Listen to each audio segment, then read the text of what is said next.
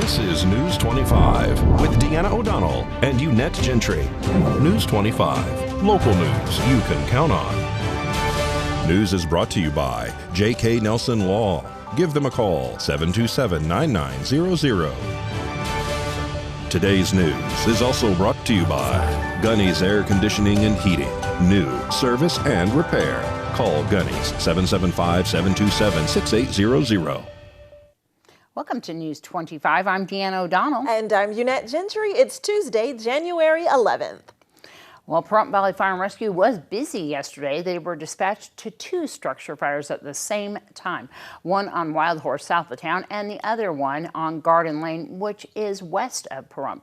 We spoke to Fire Chief Scott Lewis, who gave us the details concerning Garden Lane. Just around 2 o'clock yesterday afternoon, crews were dispatched to a structure fire on Garden Lane. The initial report that there was a attached garage that was well involved. There was an initial report of several explosions occurring. It was also reported that all occupants were safely out of the house and were uninjured. As crews arrived, they found heavy fire conditions that involved a 3-car attached garage to a primary 1-story single-family dwelling. They immediately went into an aggressive offensive interior attack to protect the interior exposure of the dwelling while knocking down the garage fire. During that suppression effort, they found that there was a vehicle located in that garage. Both the garage and the vehicle sustained heavy damage. The primary dwelling was mostly without significant fire damage. It did occur some smoke and heat damage in the area where it attaches to the garage. We're currently under the investigative phase now, and while we know the area of origin is in the garage, we're yet to determine exactly what the ignition source is. There were several people that were home at the time. They were unaware of the fire conditions in the structure until they noticed some smoke migrating into the primary dwelling. At that point, their investigation revealed that they had heavy fire in the garage and called 911. There were no injuries. One patient was assessed for a possible smoke inhalation but declined further medical transport. On Monday afternoon, Pahrump Valley Fire and Rescue is once again called into action for 2 separate structure fires happening at the same time. So crews received 2 simultaneous calls for structure fires in different areas of the valley. In this particular case, this was on the south end of the valley in the area of Wild Horse. There was a report of a structure fire involving a 5th-wheel trailer. The initial report was heavy fire conditions, and it was extending to a closely located or closely placed 2nd 5th-wheel trailer. This particular fire occurred in an area without hydrants, therefore water supply was brought via mobile conveyance. Tender 3 was the first on location. They arrived within 5 or 6 minutes after the alarm. They found heavy fire. They commenced a defensive exterior attack due to the heavy fire conditions and the fact that it had extended to both trailers, and they also had venting propane. Crews made really good progress, knocked down the main body of fire. They removed the hazards, including the propane, away from the immediate area and created a safe zone. They continued the suppression effort. The fire was placed under control in approximately 15-20 minutes after arrival. The investigation revealed a probable accidental ignition source, possibly related to electrical and the use of space heaters. The first dwelling, which was the area of origin, sustained significant damage. The second structure, which was closely located, had suffered or sustained heavy damage to the exterior wall surface that was facing the initial dwelling. There was some damage to the inside, however, it was minimal. There were people in the exposure dwelling. There was no one in the initial structure. They were attempting to extinguish the fire with a garden hose, which was proven unsuccessful due to the heavy fire load and the venting propane. And once again, that fire was the 2nd structure fire at Wild Horse on the south end of town. You won't believe it, but Pahrump Valley Fire and Rescue was busy Saturday morning as firefighters responded to 2 other structure fires. As Fire Chief Scott Lewis explains, the first happened just before dawn on Lewis Avenue. First thing Saturday morning, just before 6 o'clock in the morning, we were dispatched for a report of a structure fire in the area of Vicky Ann and Lewis. As we arrived on location, we had light smoke showing from a manufactured dwelling that was in close proximity to an abundance of personal property stored on the lot, as well as a double-wide manufactured dwelling. We found the light smoke coming from the inside. Crews made an exterior check. Small structure, opened the access doorway and found that a wood-burning stove had extended to the nearby wall surfaces and burned some of the personal property that was stored within. There were no injuries. There was no extension of fire, and crews were able to handle that without incident. Now we have information for you on that second fire Saturday morning, which happened on West Blossow Ranch Road. Later Saturday morning, we were dispatched for a second structure fire on West Blossow Ranch. Upon arrival, we found a large shed that was in close proximity to several other sheds, including manufactured dwellings located on the same property lot. The teams led off with the defensive exterior attack, protected a nearby exposure so there was no extension, and they were able to extinguish that fire in a short fashion. There were a number of different enforcement code issues that became known and that are being followed up with, both planning, the Pahrump Valley Fire Rescue, and also Nye County code compliance. This was a shed that had power, and there was an abundance of property that was stored within, and so that's part of the ongoing investigation. Busy, busy. Yes, it is. And Heidi Fleiss might be flying the coop from Pahrump. We'll tell you why after the break. You're watching News 25, the most recognized and farthest reaching local news in Nye County. News 25, local news you can count on. All right, welcome back. A single vehicle rollover crash here in Pahrump leaves an SUV off the roadway and on its top, but the driver manages to walk away. Pahrump Valley Fire and Rescue Chief Scott Lewis says the person declined medical treatment. So late last evening, just before the midnight hour, we were dispatched for a report of a one-vehicle accident on Dandelion. And as the crews arrived on location, they found a one-vehicle rollover with the vehicle resting on its roof. The sole occupant had self-extricated and declined medical treatment or transport from the scene. Currently, the accident investigation is underway by the Nye County Sheriff's Office. Former Hollywood Madam Heidi Fleiss, who has called Pahrump home for more than 15 years, now says she's ready to pack up and leave Nevada. Fleiss says that she's grieving the loss of some of her pet birds who were killed by a bobcat, and one was also shot. Now she says she wants to give her beloved birds a better life, and she has some ideas on how to punish some people who abuse animals. New Year's Eve at dusk, somebody shot one of my parrots. Someone shot Chewy with a BB gun. And the entire subdivision is familiar with them and love them. So it's somebody new to the subdivision.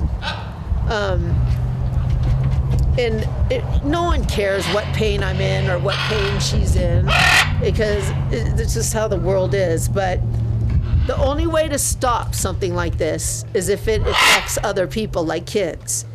And kids that are animal abusers should register like sex offenders. That way the parents will say, no, because they won't get into good schools.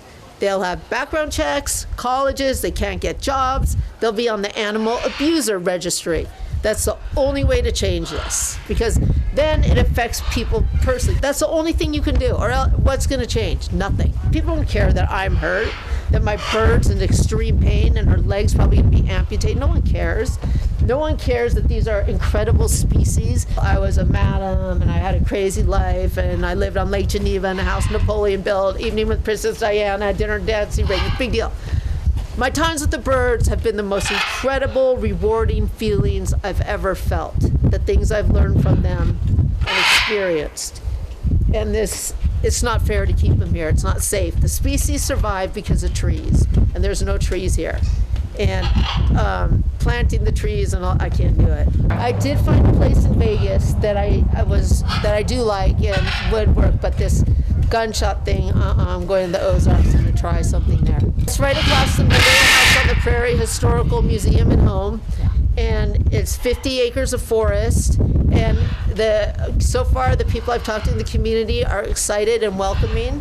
And hopefully this will be a beautiful thing for all these birds that have to sit in cages till they die. There'll be another option. I've had some of the best times of my life here. Although I've been arrested for marijuana, DUIs, speeding, all kinds of problems. But still, I've loved it here. But I got to do it for the birds. I have to try it, or I'll never know. Wow, those birds are so beautiful and so smart. Heidi says she hopes to relocate her birds to Missouri by the end of this February. And in the meantime, she's offering an award of $25,000 for any information leading to the arrest of the person who shot Chewy. And if you have a tip, you could receive that reward by reaching out directly to Heidi or by contacting the Nye County Sheriff's Office. Unfortunately, Chewy was treated by a vet in Arizona and is thankfully now recovering from her injuries. I gotta tell you about this. Yes, you have some insider information. She increased the reward there, and of course, if you want to give any information, you can do that anonymously, even by calling KPVM TV 775-727-9400 extension 201. There's a couple things that I wanted to talk about regarding this because Heidi is extremely passionate about her birds, and I have got to know her pretty well over the years. One of the things that we have to talk about is she was looking to move out of Pahrump about a year and a half ago. She was doing a show. She was going to move into Las Vegas. This all stems from her wanting to have the trees there. Yes. And we had a comment recently that we heard from a Las Vegas media source that said she was going to leave because of the weirdos and rednecks in Pahrump. And she denies making that claim And I at disagree all. with that. And 100%. And the thing is that she's become very close to this community, and they love her, and they love the birds. And she just wants to get them some trees. The property in Missouri has since going into escrow. I was looking at it with her actually way before this happened. After the Bobcat incident, she was looking at this property and she showed me the house. So this has been a long time coming. And so I just want to be really clear about that. And so unfortunately, Chewy's going through this, and we wish her the very best. And of course, her in her new ventures as well. That's right. Excellent. Well, there have been no confirmed deaths, luckily, related to COVID-19 reported since last Monday. There are 108, though, new COVID-19 positive cases here in Nye County since last week, reported and confirmed with 3 in Amargosa Valley, 2 in Tonopah, and the remainder here in Pahrump. The total, 5,187 confirmed cases since the first reported case in March of 2020. Nye County test positivity rate is 14.5%, 6th highest in the state. Clark County is the highest with 25.8%. Tonopah Community Health Nurse is hosting a regular COVID-19 vaccine clinic on Tuesdays from noon to 4:30 p.m. at the office at 1 Frankie Street. The Pahrump COVID-19 and flu vaccine clinic is on Tuesdays from 9 to 1 at the Community Health Nurse office at 1981 East Calvada Boulevard. You can give them a call, 775-751-7070 for an appointment. Please leave a message if necessary. Also, you can get a COVID test at the daily drive-up testing at Serenity Health on Calvada Boulevard from 7 a.m. until 2 p.m. They also have vaccinations by appointment. For more information, give them a call. 702-491-6262. They're located at 2280 East Calvada Boulevard. And Amargosa School is taking the rest of the 2 days off because the principal says due to a significant number of students and staff testing positive for COVID-19, they need to quarantine, and their school is going to distance learning for the remainder of the school week. And they will also have updates over the next few days to reevaluate the ongoing pandemic and situation. And they're not the only school system. The Clark County School District is also going to have a 5-day weekend, taking off this Friday and Tuesday due to COVID. And remember, Monday is the Reverend Dr. Martin Luther King holiday, which also factors into that. Stay tuned. We'll be right back with much more local news. You're watching News 25, brought to you by Mountain West Lawyer, Injury Attorneys, 727-9500. News 25, local news you can count on. Welcome back. And in your health news, you might not need to be told. You might have been feeling the bug yourself because COVID-19 and the flu are circulating simultaneously this season. And if you're unlucky enough to get one or both viruses, Cleveland Clinic's Dr. Susan Ream says many people can care for themselves at home. People with milder cases of influenza or COVID should pay attention to staying hydrated, monitor their temperature, monitor their breathing, get some rest, and obviously isolate. Flu and coronavirus have similar symptoms like fever, tiredness, headaches, body aches, and chills, and can be difficult to tell apart without testing. Dr. Ream recommends calling your healthcare provider if you suspect either illness because testing and treatment options differ. Regardless of the virus you're fighting, it's important to recognize signs of distress and when to seek immediate help. People should consider going to the emergency room or calling their doctor if they have severe shortness of breath, confusion, productive cough, meaning bringing up a lot of sputum with coughing, or any other symptom that is causing them distress that they can't take care of themselves at home. Dr. Ream says if you haven't gotten your COVID-19 vaccine or flu vaccine yet,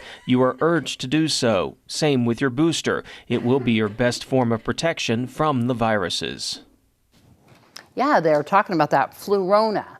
My sister actually was the first one in Mississippi to have Flu-rona. They asked her if they could call the news to tell everybody about it. Anyways, there's a lot to talk about in the sporting world. Here's all you need to know with Doug Ferber.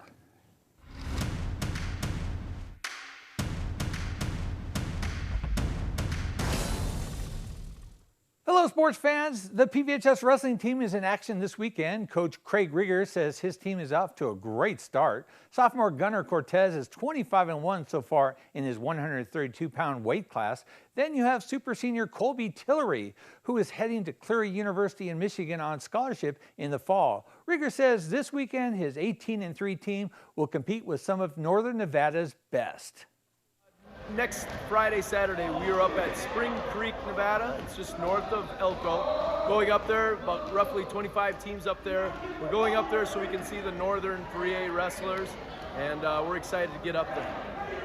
The PVHS girls basketball team suffered its first loss of the season Saturday, losing on the road to Moapa Valley 36-32. The Lady Trojans are now 13-1 and hosting Virgin Valley right now in the PVHS gym.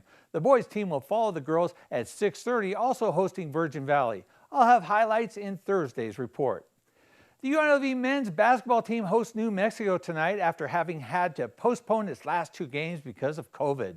Coach Kevin Kruger thinks his team is ready to resume play. Yeah, good workout today. It's still a revolving door. A lot of testing, a lot of things changing, but the group that's here is working and ready, and we'll have enough to play. Tip-off at Thomas and Mack will be at 8 p.m. It was a sentimental homecoming of sorts for the Las Vegas Golden Knights and their former goalie, Marc-Andre Fleury, as the Chicago Blackhawks came to T-Mobile on Saturday night, honoring Fleury for his service as the Golden Knights' first and favorite goaltender.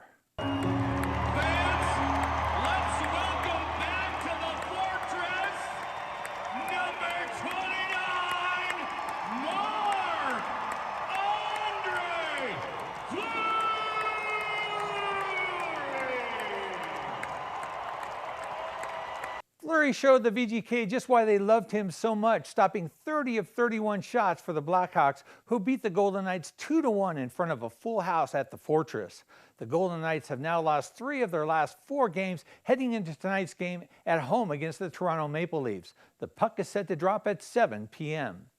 With their backs up against the wall, the Las Vegas Raiders secured a wild card spot in the NFL playoffs Sunday night, beating the LA Chargers 35-32 in overtime at sold-out Allegiant Stadium. Once again, kicker Daniel Carlson kicked the game winner as the clock ran out. Josh Jacobs rushed for 132 yards on 26 carries, and Derek Carr completed 20 of 36 passes for 2 touchdowns. Interim head coach Rich Bisaccia was thankful. It was really just incredible. Really 2 good quarterbacks out there playing. Unbelievable division game to come down to the end like that. I think we have a team that cares about each other, a team that knows what to do, and a team that competes with relentless effort, down in and down in and down in and down in. And we just find a way to have a chance to win at the end. The Raiders head to Cincinnati to take on the Bengals Saturday in the first of 6 wild card games slated for this weekend. Kickoff is at 1:30. If you have any inspirational stories, athletes, or ideas, email me at dougf@kpvm25.tv. Now, back to the news desk. News 25 Weather Cam is brought to you by Lerner and Rowe Injury Attorney's Office in Pahrump. In a wreck, need a check? Call 702-877-1500. All right, beautiful outside today. Yes, it is. Snow-capped mountains, and the temperatures are on a roller coaster right now. Beautiful skies. We'll take a look at our forecast after the break.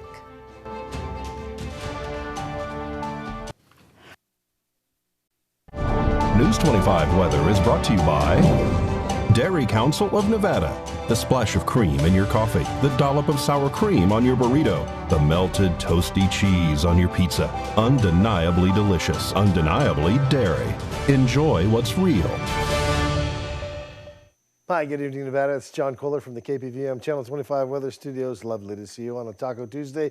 The cumin and the excitement is palpable in the air, and the temperatures all up and down from Fernley all the way down to really Goldfield. Mid-40s up and down the state there. Beatty breaking out at 61.